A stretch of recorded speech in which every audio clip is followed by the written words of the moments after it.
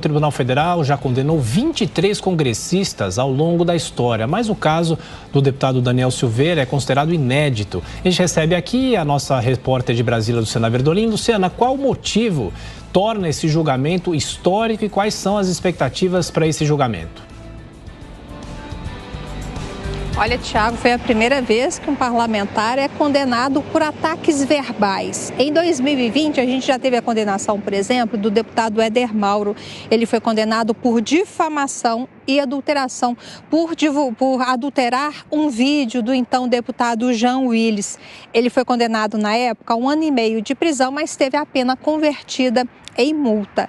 Vale lembrar que esses 8 anos e 9 meses de pena de Daniel Silveira, se o presidente Jair Bolsonaro não tivesse concedido aí a suspensão, perdão, dessa pena, não poderia ser convertido em multa, porque passa aí do prazo estipulado pela legislação. Um levantamento da Folha de São Paulo mostra que a primeira condenação de um parlamentar foi em 2010.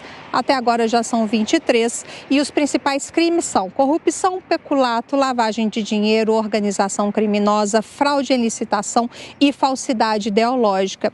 Até o presidente do PL, o deputado Valdemar Costa Neto, ele já foi condenado pela Justiça em 2012 no julgamento, naquele julgamento do mensalão, que atingiu aí boa parte da classe política no país. Há um questionamento grande, o presidente Jair Bolsonaro está sendo muito cobrado, principalmente pela oposição. Do outro lado, a ala bolsonarista avalia que o presidente fez correto, que o Supremo Tribunal Federal estaria extrapolando todas as suas funções. Lá no Supremo Tribunal Federal, a gente já vê uma mudança de postura, porque o que se entendia de imunidade parlamentar até o momento? Que o parlamentar, isso inclusive em julgamentos anteriores, em outras gestões, em outros anos, quando havia algum tipo de questionamento, de fala, de atitude de parlamentar, seja no plenário, seja fora dele, o entendimento do Supremo Tribunal Federal estava sendo sempre de que isso fazia parte ali da imunidade do parlamentar que está garantida na Constituição.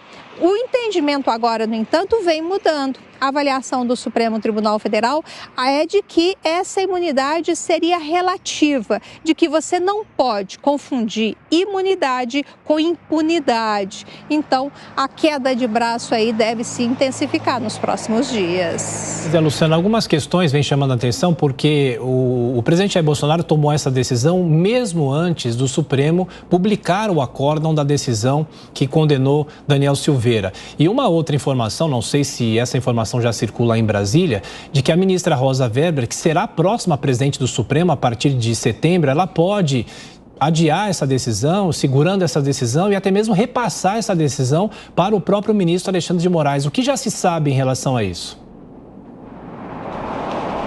Olha, ela foi sorteada ontem para ser a relatora da ação. Mas o que essas ações que estão questionando essa decisão do presidente Bolsonaro?